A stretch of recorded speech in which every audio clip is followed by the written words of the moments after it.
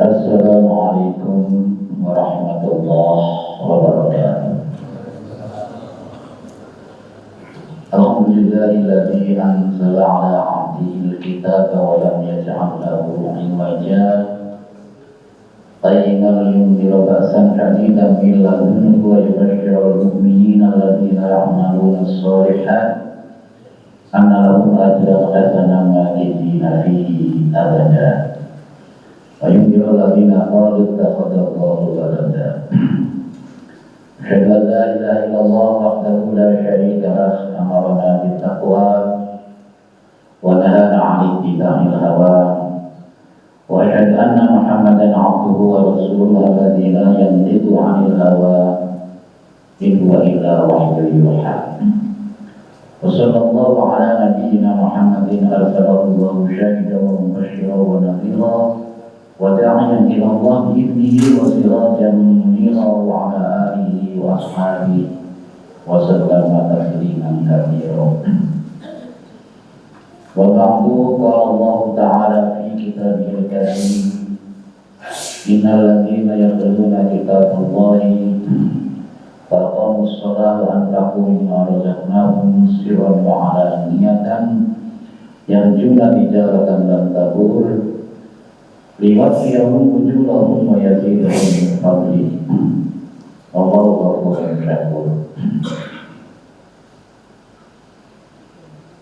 Firman Allah dalam surah Fatir ayat 29-30. Sesungguhnya orang-orang yang rajin membaca kitab Allah, rajin melaksanakan salat, rajin berbagi rezeki yang telah kami berikan kepada mereka, baik secara rahasia maupun secara terang-terangan. Mereka mengharapkan dagangan yang tidak ada ruginya.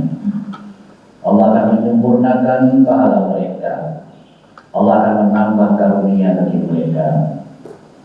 Innahu ghafurun syakur. Sesungguhnya Allah itu Maha Pengampun, Maha Mensyukuri.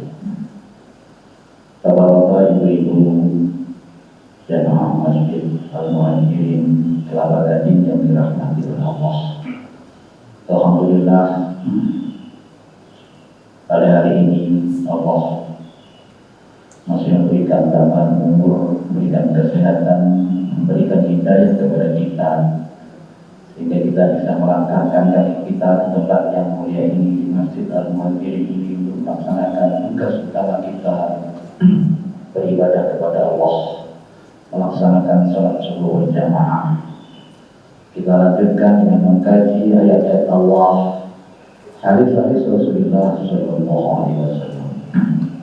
Mudah-mudahan amal kita diterima oleh Allah, dan mudah-mudahan dengan mengkaji ayat-ayat Allah, hadis-hadis Rasulullah Sallallahu Alaihi Wasallam, wawasan keislaman kita makin bertambah, keimanan kita makin kokoh, makin kuat, makin mantap, tidak luntur, tidak futur, sehingga sampai akhir hayat kita tetap dalam keadaan iman dan Islam, sehingga kita bisa menggapai husnul khotimah. Amin ya rabbal alamin. Bapak-bapak, ibu-ibu yang dirahmati oleh Allah, sebelumnya kita pernah mengkaji bahwa umur kita ini pendek dibanding dengan umurnya umat-umat pada zaman dahulu, zaman Nabi Nuh, sampai 900 tahun lebih. Maka marilah kita isi umur yang singkat ini dengan amalan-amalan yang punya bobot nilai yang tinggi, punya credit point yang tinggi. Pada kesempatan sebelumnya sudah kita inventarisasi amalan-amalan yang punya bobot nilai yang tinggi. Yang pertama yang sudah kita bahas adalah berzikir kepada Allah. Sebagaimana sabda Rasulullah Sallallahu Alaihi Wasallam, "Ala unabbiukum bi khairi a'malikum wa azkaha inda malikikum wa arfa'iha fi darajatikum wa khairi lakum min infaqi dhahabi wal wariki wa khairi lakum min an talqaw aduwakum fatadribu a'naqahum aw yadribu a'naqakum." Qalu bala ya Rasulullah. Qala dzikrullah. Rasulullah menyampaikan kepada para sahabat, maukah kalian saya tunjukkan amalan yang paling baik, amalan yang paling bersih di sisi Allah, amalan yang bisa mengangkat derajat kalian di sisi Allah, amalan yang lebih baik daripada sedekah emas dan perak, amalan yang lebih baik daripada kamu berperang sehingga kamu bisa memenggal leher lawan atau lawan memenggal leher kalian. Mau ya Rasulullah, amalan apa itu ya Rasulullah? Rasulullah menjawab, yaitu zikir kepada Allah. Ini sudah kita bahas pada pertemuan sebelumnya. Kali ini ada 3 amalan unggulan lagi yang akan kita bahas pada subuh ini. Seperti tadi ayat yang kita dengarkan, innal ladzina yatluna kitaballah wa aqamus shalah wa anfaqu mimma razaqnahum sirran wa alaniyatan yarjuna tijaratan lan tabur. Surah Fatir Surah Fatir ayat 29 dan ayat 30.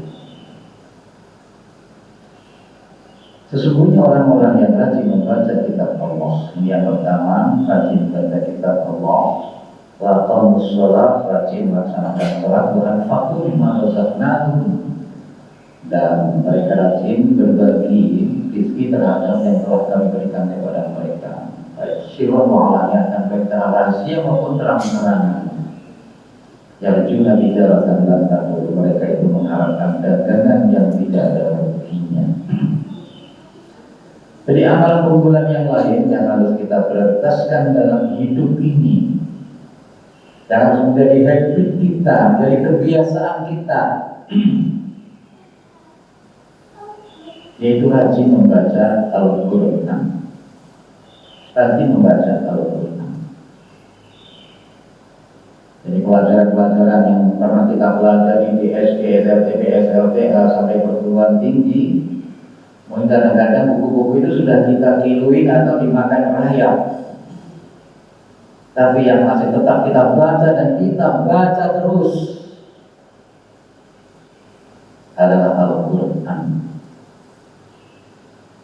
Al-Quran adalah nikmat yang paling agung, karunia yang sangat agung di sisi Allah. Ya ayyuhan nas, qad ja'akum mau'izatun min rabbikum wa shifaa'un lima fis sudur wa hudan wa rahmatun lil mu'minin. Qul bi fadlillahi wa bi rahmatihi falyafrahu huwa khairun mimma yajma'un. Surah Yunus ayat 57-58. Wahai manusia, telah datang kepadamu nasihat dari Rabbmu, dari Tuhan, yang bisa menyembuhkan penyakit-penyakit yang ada di dalam dada, dan sebagai pedoman hidup, dan akan mendatangkan rahmat bagi orang-orang yang beriman. Katakan Muhammad, dengan karunia Allah dan rahmat Allah, hendaklah orang yang beriman itu bergembira, karena nikmat itu lebih baik daripada semua harta yang telah mereka kumpulkan. Ini nikmat yang sangat agung. Walaupun sebelum Al-Quran turun telah banyak wahyu turun, tapi wahyu itu telah dirusak oleh ulama sendiri, Ada Taurat, ada Injil, ada Zabur. Kalau dirusak oleh ulamanya sendiri karena bisikan setan dan dorongan hawa nafsu, seperti ayat-ayat yang menjelaskan tentang akan kedatangan Nabi Muhammad Sallallahu Alaihi Wasallam, itu dihapus oleh mereka. Karena yang jadi Nabi ternyata bukan kelompok mereka, bukan keturunan Ishak, tapi keturunan Ismail. Mereka sebenarnya kenal Rasulullah itu ya'rifuna kama ya'rifuna abna'ahum. Mereka mengenal Nabi Muhammad itu seperti mereka mengenal anak mereka sendiri. Karena ciri-ciri Rasulullah itu sudah tercantum di dalam kitab Taurat, kitab Injil. Dan nama Rasulullah ini sebenarnya sudah populer sejak zaman Nabi Ibrahim, dan berkat dari bagian doa Nabi Ibrahim, "Afihim rasulan min anfusihim yatlu alaihim ayatihi wa yuzakkihim wa yu'allimuhumul kitaba wal hikmah wa in kanu min qablu lafi dhalalin mubin." Jadi Rasulullah Muhammad ini turunnya ayat Al-Quran ini juga berkat doa Nabi Ibrahim. Nabi Ibrahim 2000 tahun sebelum Nabi Muhammad Sallallahu Alaihi Wasallam. Nabi Muhammad itu sudah populer sebelum lahir. Kalau kita ini sudah lahir belum nggak populer, nggak populer. Sudah lahir sudah pintar nggak populer juga, nggak apa-apa. Maka dalam surat Al-Insyirah, "Wa rafa'na laka dzikrak." Kami angkat sebutan nama. Maka setiap akan disebut wa asyhadu anna Muhammadar Rasulullah. Setiap salawat kita Allahumma shalli ala Muhammad wa ala ali Muhammad. Namanya harus. Walaupun dulu orang-orang musyrik itu memprediksi Nabi Muhammad itu akan hilang riwayatnya.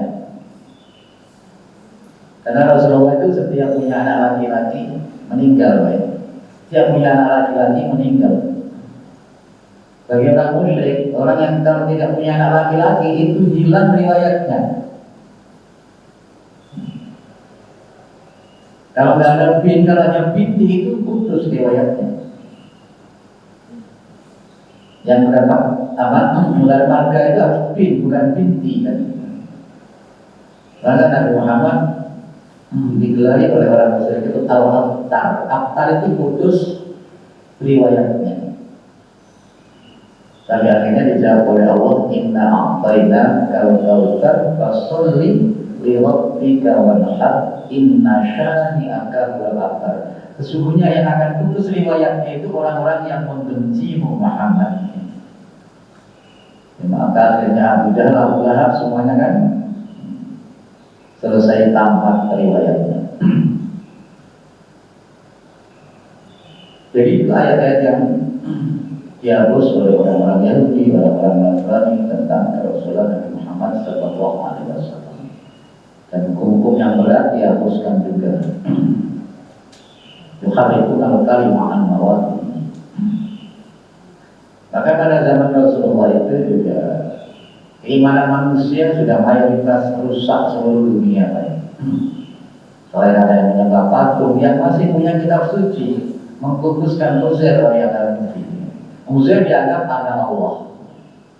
Kemudian orang Nasrani menganggap Yesus atau Isa anak Allah. Jadi keimanannya sudah rusak masyarakat pada saat itu. Maka Allah menurunkan petunjuk kepada umat manusia melalui Rasulullah Sallallahu Alaihi Wasallam. Kita tahu tentang tahun 325 dirusak oleh Paulus. Dulu masih mengakui bahwa Nabi Isa itu adalah hamba Allah dan Rasulullah. Pada tahun 325 oleh Paulus pangkat Yesus itu Isa Isa oleh orang Yunani ditambah Y di awalnya dan S di akhirnya menjadi Yesus. Dinaikkan pangkatnya, ini kan tidak punya ayah kan. Ini adalah anak Allah. Karena masih banyak kepercayaan sampai sekarang, raja-raja itu dianggap manusia berdarah Tuhannya. Baik di Jepang maupun di Inggris sendiri masih raja itu dianggap apa? Manusia berdarah Tuhan. Nah, itu keyakinan Paulus sebelumnya seperti itu. Akhirnya Nabi Muhammad ini adalah anak Allah. Tahun 371 pangkat Nabi Isa dinaikkan lagi Yesus ini bukan saja anak Allah, tapi Allah menjelma manusia. Maka lahirlah paham Trinitas. Yesus itu ya Allah, Yesus itu ya anak Allah, Yesus itu ya Rohul Kudus. Maka baru pada tahun 611, jaraknya apa ya? Dari 371, 611 turunlah Al-Quran. Qul huwallahu ahad. Allah itu, katakan Muhammad, Allah itu esa, Allahus Shomad, Allah tempat bergantung, bukan Tuhan digantung. Lam yalid wa lam yulad, Allah tidak melahirkan dan tidak dilahirkan. Wa lam yakun lahu kufuwan ahad, kufuwan ahad. Tidak ada satupun yang sama dengan Allah. Laqad kafara alladziina qalu inna Allaha huwa thalithu tsalatsa. Kafirlah orang yang mengatakan bahwa Allah itu yang ketiga dari yang tiga. Laqad kafara alladziina qalu inna Allaha huwal masiih ibnu Maryam. Kafirlah orang yang mengatakan bahwa Allah itu adalah Isa bin Maryam. Di Mekah sendiri, yang bekas-bekas ajaran Nabi Ismail, ajaran tauhid Nabi Ibrahim. Karena makom Ibrahim, makom itu telapak kaki Nabi Ibrahim ya, masih diabadikan di sekitar Ka'bah itu, Pak. Berarti Nabi Ibrahim pernah di situ membangun Ka'bah, menanamkan tauhid, mengajarkan tauhid. Nanti pada zaman Rasulullah itu di Ka'bah itu ada patung 360 patung. Jadi ajaran Nabi Ibrahim sudah rusak. Karena biasa orang Makkah dulu kan rihlatas syita'i was-shaif kan, berdagang ke Yaman dan ke Syam kan. Maka di tempat-tempat sana melihat orang menyembah patung, pulang bawa budaya, bukan budaya gitu ya. Budaya itu budaya positif ya kan. Membawa kebiasaan negatif ya, ikut menyembah patung dan ya, maka tahun 611 ini turun Al-Quran.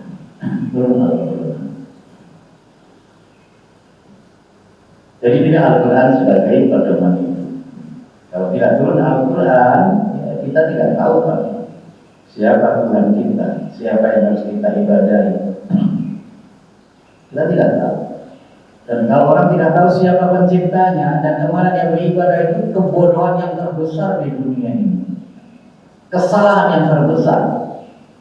Karena kita diciptakan oleh Allah dari tidak ada menjadi ada ya. Lalu kita tidak tahu siapa pencipta kita, siapa yang harus kita ibadahi. Maka kata Luqman kepada anaknya, inna syirka la dzulmun adzim. Beribadah kepada selain Allah, syirik itu adalah kesalahan yang sangat besar. Walaupun ya, kita sudah punya gelar profesor, kalau bertugasnya kepada makhluk, meluncur martabat kita. Kita makhluk yang istimewa. Laqad khalaqnal insana fi ahsani taqwim. Kami telah menciptakan manusia dalam struktur fisik yang paling sempurna. Summa radadnahu asfala safilin. Kemudian akan kami kembalikan ke level yang serendah-rendahnya. Illal ladzina amanu, kecuali mereka yang menanamkan iman ke dalam kaplernya yang paling indah, ke dalam hati nuraninya. Dibuang semua kepercayaan yang sesat yang bersarang di dalam dadanya. Ditanamkan keimanan yang benar, iman tauhid. Tidak ada yang berhak ibadah kecuali la ilaha illallah. Ditanamkan ke dalam hati nuraninya, menjadi imperium dalam kehidupan. Jadi Al-Quran menyelamatkan martabat kita, menyelamatkan keyakinan kita. Maka Al-Quran itu nikmat yang paling agung. Maka di dalam surah Yunus tadi, Al-Quran ini lebih baik ini, karena yang lebih dari semua harta yang kita miliki. Apalah artinya kita punya segala-galanya, tapi akhirnya masuk neraka. Dan memang ketika Nabi Adam mau menginjakkan kakinya ke bumi sudah dipesan oleh Allah, imma ya'tiyannakum minni hudan faman tabi'a hudaya fala khaufun 'alaihim wa la hum yahzanun.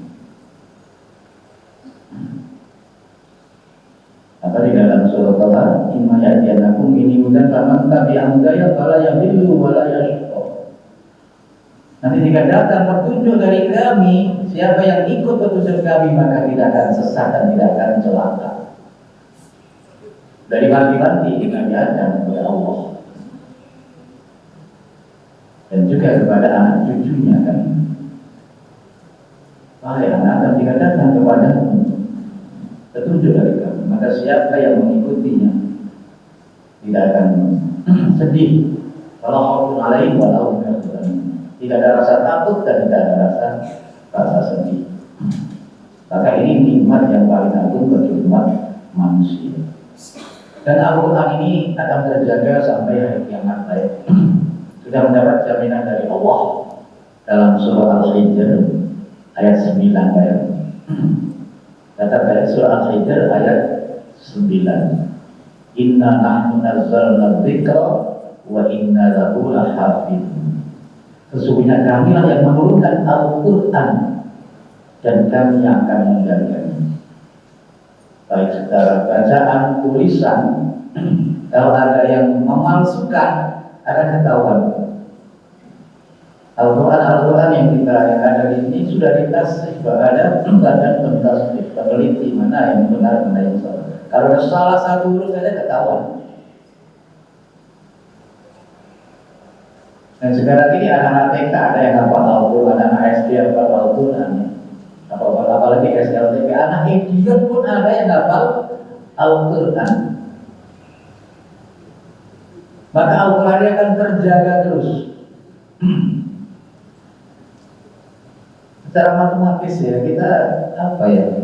Kok ada orang semangat menghafal Al-Quran? Mau dapat kabar gitu kan? Ya maka sekarang ta'ala tahfidz Al-Quran ini berdiri di mana? Rata-rata dapat murid baik. Padahal setelah tamat itu ijazahnya nggak bisa dibuat melamar pekerjaan baik. Tapi semangat itu sangat tinggi.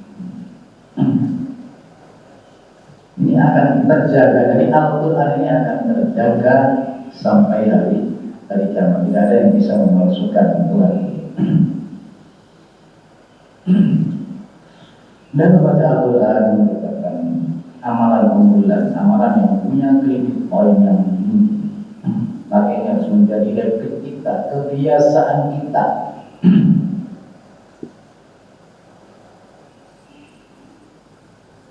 Rasulullah memberikan motivasi. Man qara'a harfan min kitabillahi falahu bihi hasanah. Wal hasanatu bi asyri amsalihha. La aqulu alif lam mim. Harfun walakin alifun harfun wa lamun harfun wa mimun harfun.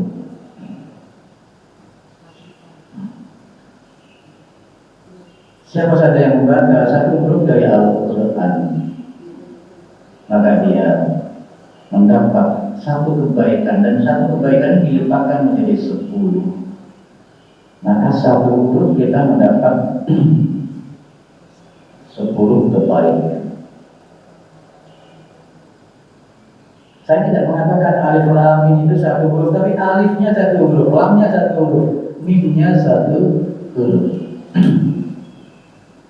Kalau Bismillahirrahmanirrahim berapa huruf Pak? Ya. Bismillahirrahmanirrahim 19 ya. 19 huruf. 19 huruf. Kalau Al-Quran dari Fatihah sampai An-Nas berapa huruf Pak? Bu? Siapa yang bisa menjawab boleh pulang duluan Pak? Pak berapa? 323.071 huruf. dikalikan 10 berarti 3 juta 230 ribu ya. Jadi 323071 paling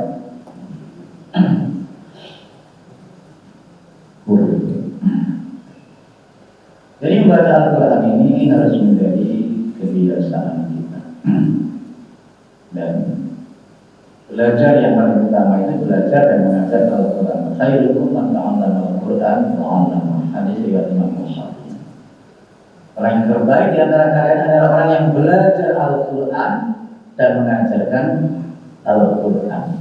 Belajar Al-Quran dan mengajarkan Al-Quran. Belajar Al-Quran ini tidak pernah tamat kan? Walaupun sudah S3 ya, belum tamat. Samsung aja udah S berapa sekarang kan?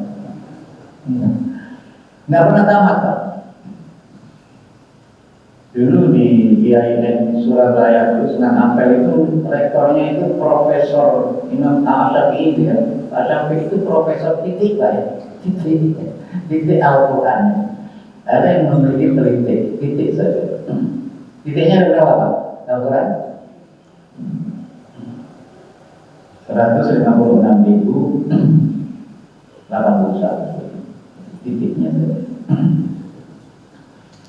Jadi dimulai dari partikel yang paling kecil kan titik. Titik itu punya fungsi pada dalam Al-Quran.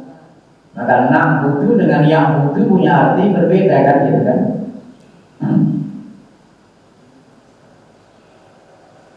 Kata gantinya nama itu kami, ya'budu dia kan gitu kan. Ta'budu kamu kan gitu kan. Jadi titik itu punya fungsi. Bagian dari pemorof. Itu motivasi Rasulullah agar kita rajin membaca Al-Quran. Iqra'ul Quran fa innahu ya'ti yaumal qiyamati syafi'an li ashabi. Bacalah Al-Quran karena baca Al-Quran akan menjadi syafaat bagi orang yang membacanya. Dia akan ada yang menolong kita. Kata orang Jawa di akhirat itu linah lincu, layana lebih lucu baik. Jadi nggak ada yang menolong kita, nggak ada Pak. Yang menolong adalah amal kita.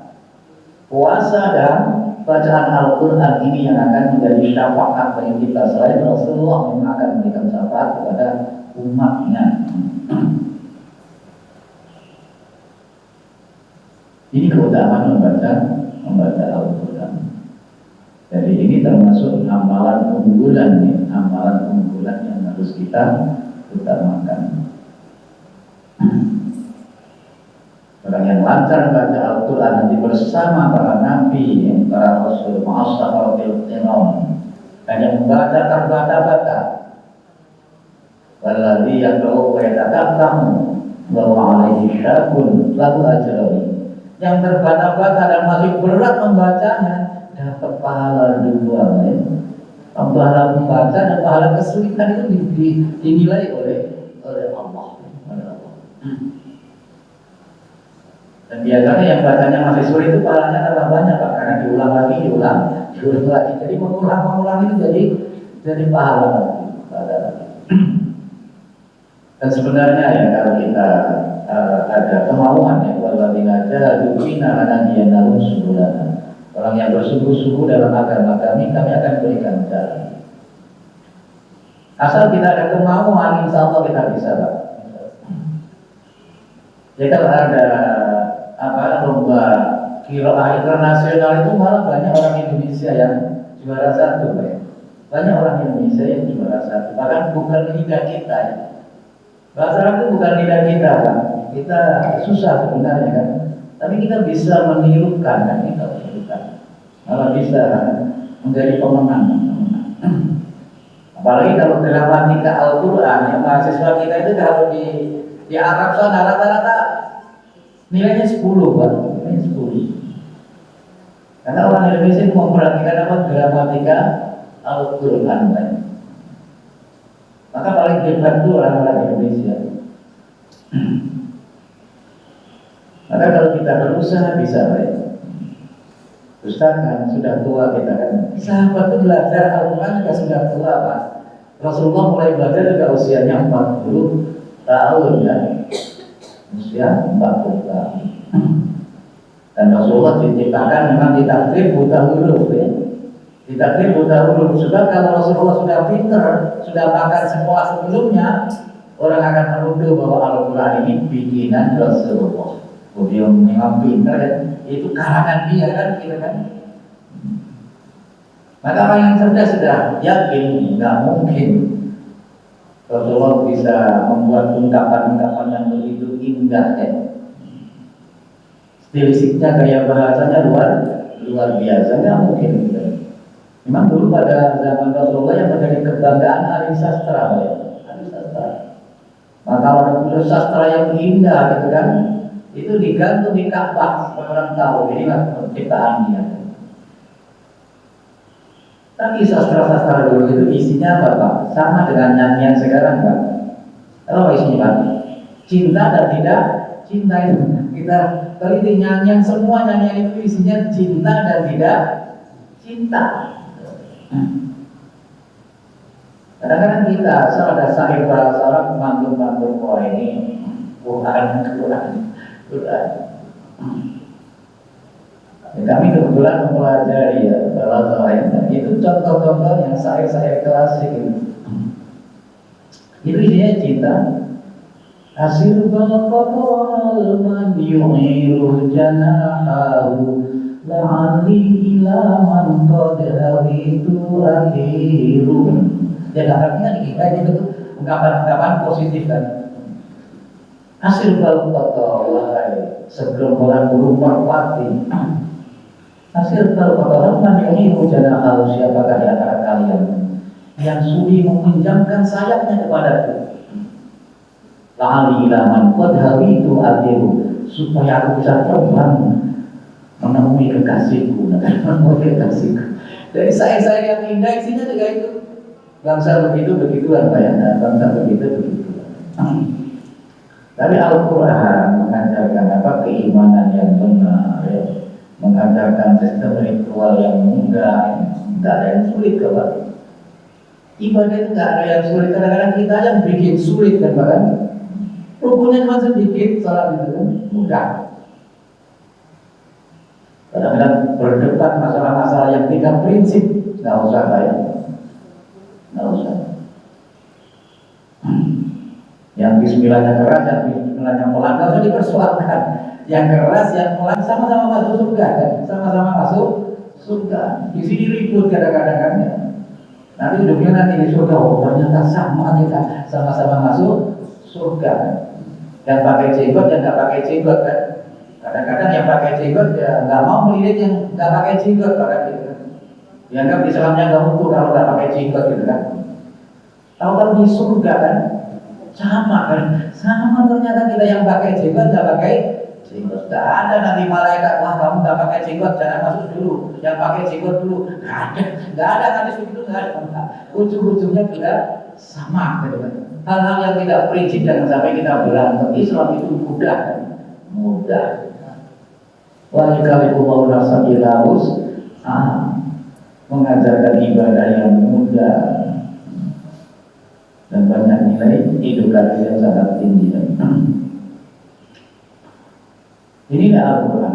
Al-Quran mengajarkan akidah yang indah, ibadah yang mudah dan indah, mengajarkan sistem sosial yang berkeadilan.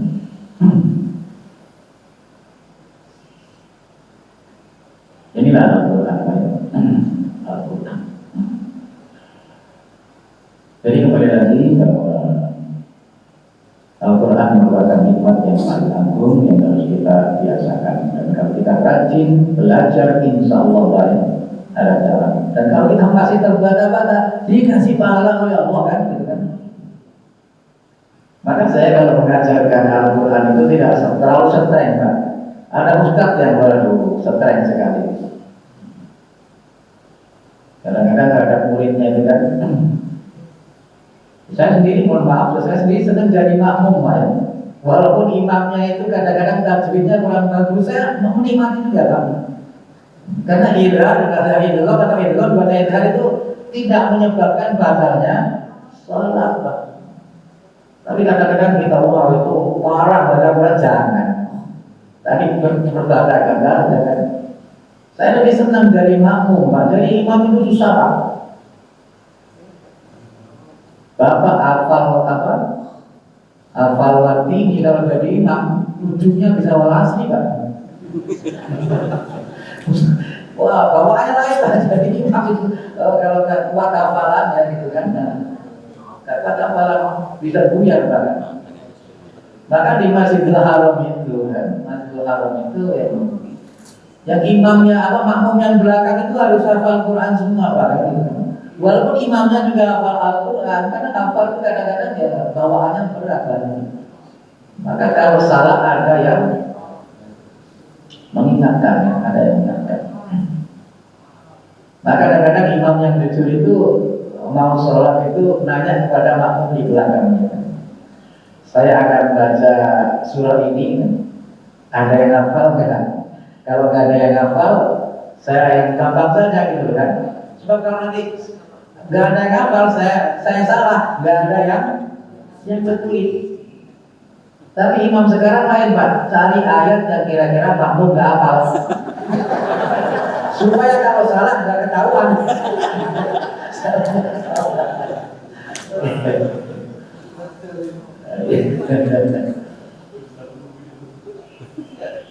Ya kita, dan kadang-kadang imam itu kalau jadi imam, waduh suratnya panjang sekali. Kalau sholat sendirian sebentar selesai gitu. Atau sebaliknya kalau jadi imam jangan panjang-panjang gitu, jangan. Kalau sholat sendirian panjang tidak tergabung dengan apa? Ya sudah Bapak, jangan takut ayat belajar Al-Quran ayat. Mulai lagi kita walaupun sudah umur 60 belajar Iqra nggak apa-apa kan? Mulai dari boleh nggak apa-apa. Ya sehari 3 kan bila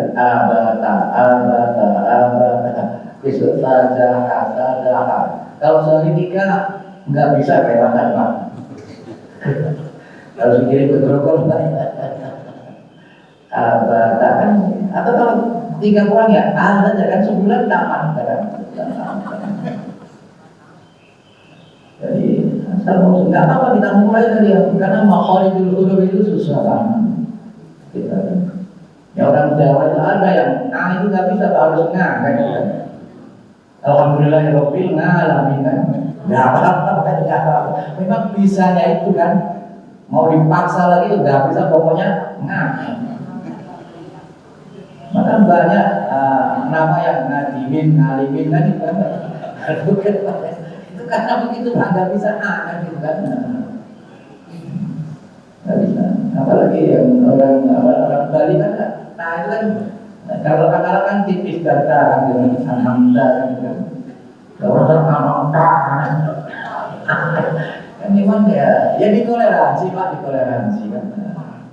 Karena orang Arab itu sendiri juga antar suku itu berbeda, Pak, berbeda. Maka Allah Rasulullah berikan toleransi bacaan-bacaan yang berbeda. Wadduha, kan? Wadduha itu bukan bacaan orang Betawi, kan? Itu di Arab memang berbeda-beda, harus dimalahkan, kan? Maka walam yakul lahu kufuwan ahad, ada kuf'an ahad, tidak ada. Jadi Rasulullah berikan toleransi yang berbeda. Wa yulikulli mazhabil lumazah alladhi jamma'a ma'lahu wa 'addada yahsibu anna ma'lahu akhlada kalla la yumbadanna fil hutama wa ma adraka mal hutama narullahil muqadah allati tattali'u 'alal afidah inna 'alaihim musadah musadah fi umudil mumaddadah. Wah, salah. Rasulullah berikan toleransi, berikan toleransi. Kalau Rasulullah sendiri kalau baca Maliki pendek, Maliki Yaumiddin, tapi berikan toleransi baca Maliki Yaumiddin. Nanti kita rata-rata kan maknanya panjang kan? Jadi sudah kita ya kalau mau belajar kira memang macam-macam kira itu ya mau kita habis sudah kalau belajar gitu. Kita udah tahu riwayatnya juga kan gitu kan.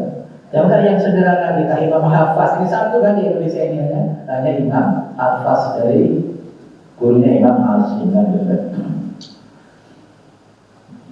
Jadi yang hafaz saja ini satu isinya ya nggak apa-apa. Kita pelajari sampai bisa tiap hari baca Al-Quran.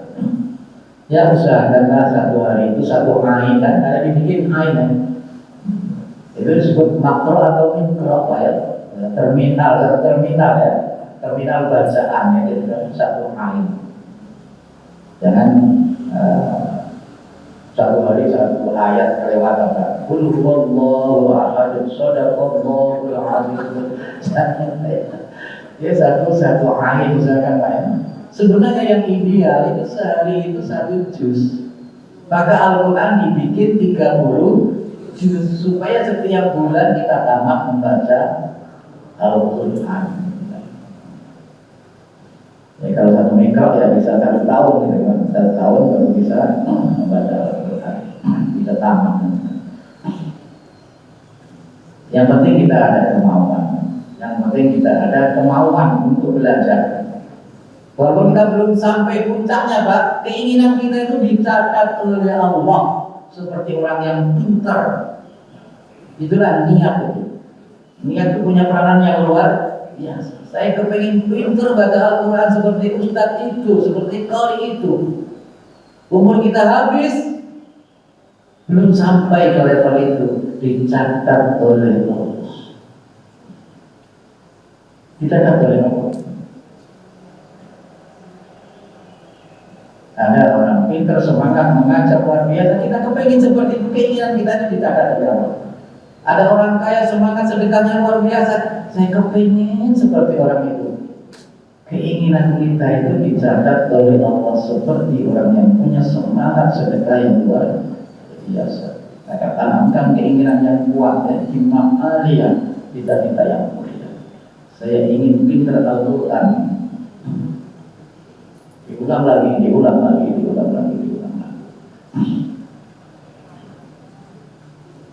Dan Nabi Rasulullah mengatakan maqamun fi baitin min buyuti la yadruna kitaballahi wa yatadarasunahu bainahum illa nazalat alaihim sakinah. Orang yang berkumpul di masjid dibaca ayat Al-Quran, mereka akan memperoleh ketenangan batin. Apalagi kita hayati arti-artinya. Ketenangan batin saat ini didapatkan oleh umat manusia. Karena ada orang mengatakan abad ini abad kegelisahan. Yang gelisah yang resah bukan hanya orang-orang miskin. Banyak orang-orang yang hidupnya glamor mengkonsumsi narkoba.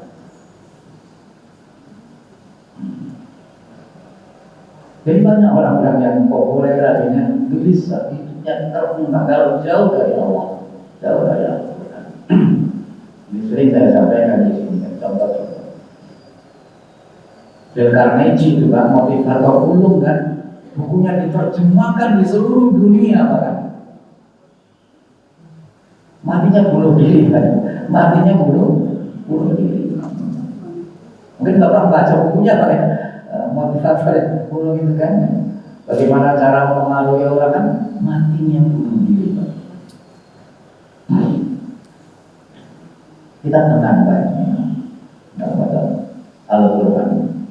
Illa nazalat alaihim sakinah wa ghasyiyatuhum rahmah. Kasih sayang Allah dicurahkan kepada kita. Kita sekarang ini kan membaca satu ayat, kita bahas bersama-sama, atau 2 ayat kita bahas bersama-sama. Rahmat turun Pak. Itu luar biasanya Al-Quran. Kita tidak membaca, mendengarkan saja mendapat rahmat. Wa idza quri'al Qur'an fastami'u lahu wa ansitu la'allakum turhamun. Apabila Al-Quran dibaca, dengarkan dan diam. Maka kalau ada ayat Al-Quran, Bapak jangan ngobrol Pak.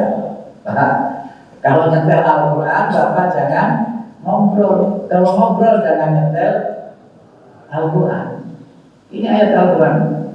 Dengarkan dan diam supaya kamu mendapat rahmat.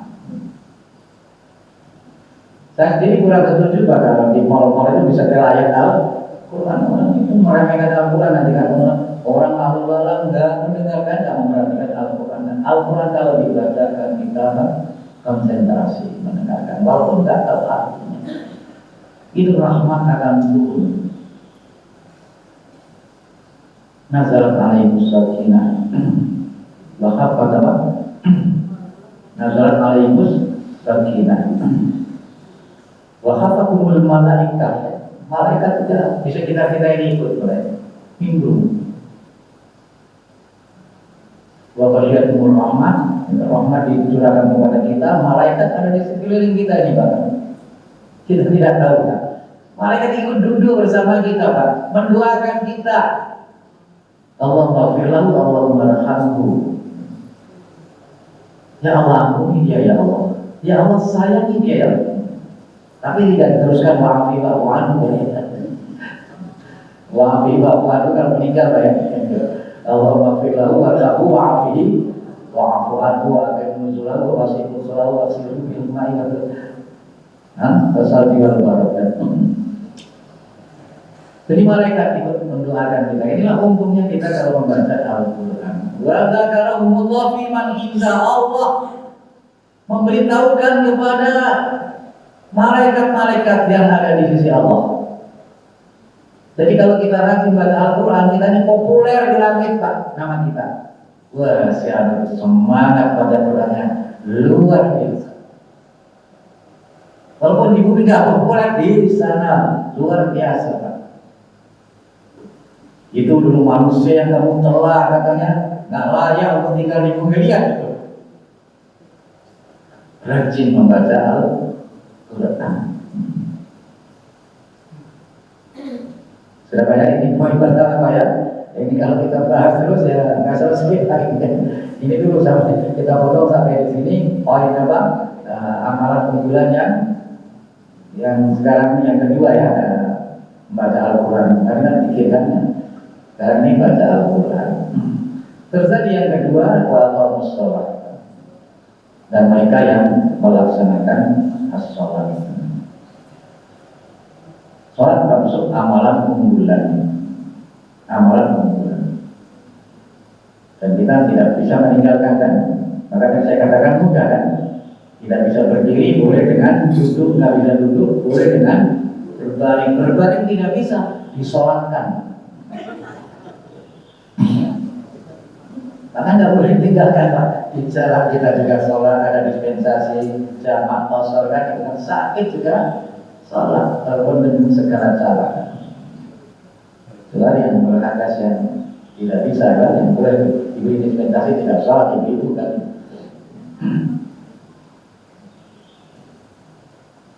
Ini amalan unggulan. Dan Bapak tadi kan qobliyah subuh Pak ya, 2 rakaat ya. Rakaatul fajri khairun minad dunya wa ma fiha. 2 rakaat qobliyah subuh itu lebih baik daripada dunia seisinya Pak. Coba, itu kan biasa Pak. Kita kerja dari hidup sampai mati, hidup lagi, mati lagi, hidup lagi, mati lagi, hidup lagi, mati lagi. Nggak bakal Pak dapat dunia seisinya. Tapi nanti kalau sekarang mau ditaruh di mana? Ditaruh di Venus, ditaruh di mana? Lebih baik dari dunia seisinya. Saya teringat juga ada orang kaya raya, Pak Kajiman namanya. Ada orang kaya raya Pak. Kayaknya sudah saya ceritakan di sini. Sudah saya ceritakan belum Pak? Pak Kajiman. Orang kaya raya pergi ke Semarang, urusan bisnis Pak ya. Urusan bisnis. Menginap di hotel bintang 5 Ciputra, Simpang 5 juga ada. Simpang 5. Dia berangkat sana sendirian Pak, nggak bawa istri. Jadi orang kaya berangkat keluar kota, menginap di hotel bintang 5 Pak ya. Tidak bawa istri Pak. Bayangkan Pak kan, godaannya luar biasa, tempat hiburan banyak. Kadang-kadang ada wanita-wanita nakal itu ngetuk pintu Pak. Ngetuk pintu, pura-pura salah kamar Pak itu kan. Padahal sengaja itu. Ngetuk pintu, pura-pura salah kamar. nanti kalau kita buka, ternyata cantik Bang. Oh maaf Pak, salah kamar, salah gak apa-apa, masuk ke sini. Ya kalau imannya lemah kan bisa begitu, gak apa-apa salah kamar kan gitu. Apa paling pengalaman lo? Ya, itu godaan berat Pak itu kan. Menginap di hotel bintang 5 gak bawa. Tapi apa yang dilakukan oleh Pak Kardinal ini Pak? Sholat tahajud dan malam-malam bangun sholat tahajud, bukan malam-malam bangun untuk cari hiburan.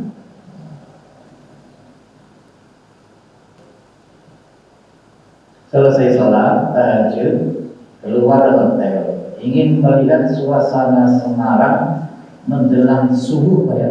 Menjelang subuh, bukan cari hiburan Pak ya. Suasana kota Semarang menjelang subuh. Panggillah tukang beca. Bang, tolong saya diantar keliling-keliling di daerah sini ya. Ya, seperempat jam aja lah. Ongkosnya berapa? 50.000 Pak. Ya sudah, beca. Baru 5 menit terdengar suara tarhim di masjid yang simpang 5 itu Pak. Sebelum subuh itu biasanya ada tarhim kan. Salatu wassalamu alaihi ya Rasulullah.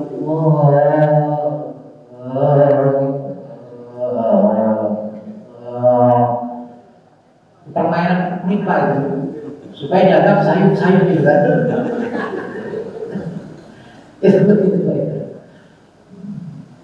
Tapi oleh teman-teman kita yang dianggap nyunat, nggak ada itu dalilnya pakai tarhim itu, bid'ah kan? Nah, jadi setelah dikatakan bid'ah, sekarang kan kita ingat bid'ah. Bangun, bid'ah juga. Gitu kan. Setelah mendengar tarhim, Pak Ibnu namanya yang apa? Yang bukan beca ini kan. Coba Pak namanya Pak Ibnu. Pak Kadiman, mohon maaf ya, Bapak turun dan tidak usah bayar. Bapak turun dan tidak usah membayar, ganti beca yang lain aja Pak. Kenapa Pak Ibnu? Enggak apa-apa Pak. Apa belanja kempes? Enggak Pak. Ya kenapa? Pokoknya Bapak turun gitu kan. Enggak mau terang-terangan Pak kan gitu kan. Saya mau ke masjid Pak. Akhirnya saya mau ke masjid. Bagaimana Pak kalau ongkosnya saya kasih 100? Terima kasih Pak. Transaksinya 50, sekarang dinaikin. Kalau 500 bagaimana Pak? Enggak Pak, terima kasih. Sampai 1 juta enggak goyah nih Pak Ibu Pak. Enggak Pak, terima kasih Pak. Bapak pindah ke beca lain. Padahal Pak Kadiman ini hanya ingin menguji keimanan abang beca. Anda sendiri juga mau ke masjid. Ya sudah Pak, kita ayo ke masjid bersama-sama. Akhirnya bersama-sama lagi ke masjid. Dikasih apa bayaran secukupnya. Selesai sholat mikir ini Pak Kadiman ini. Wah, luar biasa itu. Keimanan Pak Ibnu itu kan beca tidak goyah, 100 tidak goyah, 500 sampai 1 juta imannya tidak goyah. Ya, karena akhirnya ditanya, kenapa sih Pak? Iya Pak, saya dengar Ustaz kan gitu kan. Saya dengar ceramah Ustaz, sholat qobliyah subuh 2 rakaat lebih baik dari dunia seisinya. Mohon maaf, mungkin Bapak nggak punya dunia seisinya. Ya sudahlah, mari sama-sama ke masjid kan. Jadi selesai merenung Pak. Akhirnya didekatin kembali selesai sholat Pak. Pak Ibnu, sekarang permintaan saya jangan ditolak ya. Apa Pak? Tahun ini saya akan mengajak Bapak pergi haji. Apa Pak haji? Iya pergi haji. Dengan istri Bapak langsung. Betul Pak. Betul, tidak akan terima dosa Tuhan. Nah ini kalau orang berbuat baik itu ada jalan yang tidak disangka, maka Al-Quran yang takilah yang samalahu makhrajan wa yarzuqhu min haitsu la yahtasib. Dalam siapa bertakwa Allah kepada Allah, Allah berikan jalan keluar dari problema yang dihadapinya dan memberi rezeki dari jalan yang tidak diperhitungkan sebelumnya. Jadi kita yakin, kalau kita berbuat baik ada yang tidak disangka-sangka itu ada.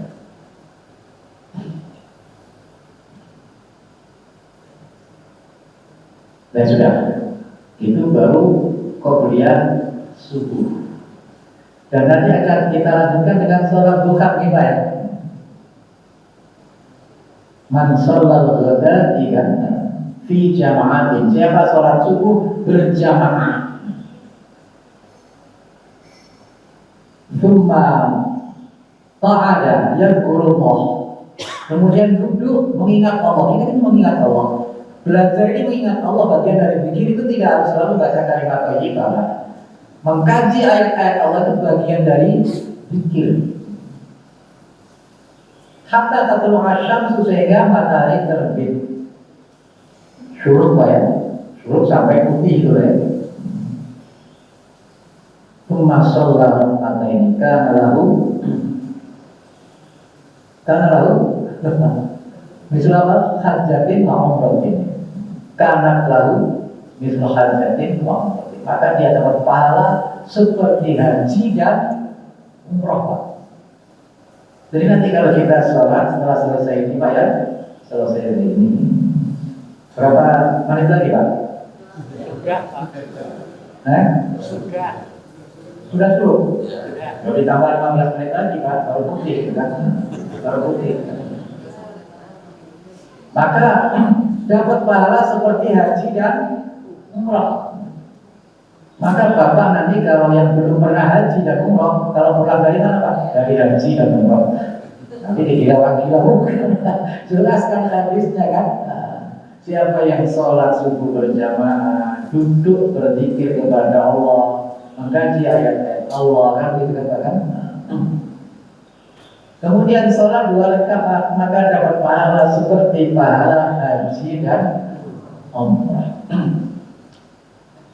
Ini baru yang sunnah-sunnah ya, baru yang sunnah-sunnah. Dan kalau kita gali terus kan itu. Banyak keajaiban di dalam sholat ini.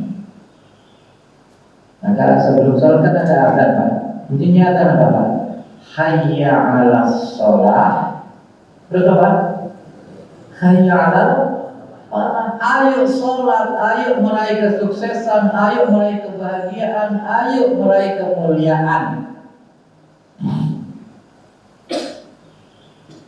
Maka Al-Quran katakan qad aflahal mu'minun alladzina hum fi sholatihim khashi'un. Benar-benar berbahagia orang mukmin yang khusyuk di dalam sholatnya. Dan khusyuk itu konsentrasi Pak ya. Usahakanlah konsentrasi. Jangan Allah Akbar saja yang ingat Allah kesananya, ingat sarapan jangan Pak ya.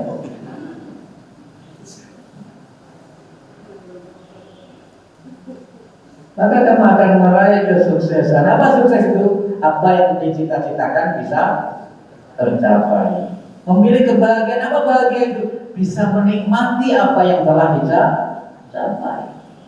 Apa mulia itu? Orang yang gemar berbagi apa yang telah dimiliki. Maka tadi yang ketiga adalah orang yang berinfak. Jadi orang yang sukses, bahagia dan mulia itu mau berbagi apa yang telah dimiliki. Maka orang Islam itu dalam manage penghasilan pertama adalah apa? Giving, baru saving, baru shopping. Bu, kalau dikasih belanja sama Bapak, maka pertama kali adalah giving, sedekah dulu. Baru saving, nabung ya. Baru setelah sedekah, setelah nabung, baru shopping. Jadi sisanya dibuat belanja. Yang ideal sepertiga untuk akhirat. Giving itu untuk akhirat Pak ya. Untuk bekal kita di alam kubur, di alam akhirat dulu. Saving untuk duniawi ini ya. Baru shopping. Yang mudah-mudahan jika amalan ini bisa kita amalkan, kita memperoleh apa? Kesuksesan, kebahagiaan, dan apa? Kemuliaan. Ya, nanti yang akan datang kalau masih ada kesempatan yang kedua, ketiga ini akan kita bahas atau ketiga-tiganya akan kita bahas, kita dalamin lagi. Mudah-mudahan uraian yang sederhana ini ada manfaatnya. Subhanakallahumma wa bihamdika asyhadu an la ilaha illa anta astaghfiruka wa atubu ilaik. Assalamualaikum warahmatullahi wabarakatuh.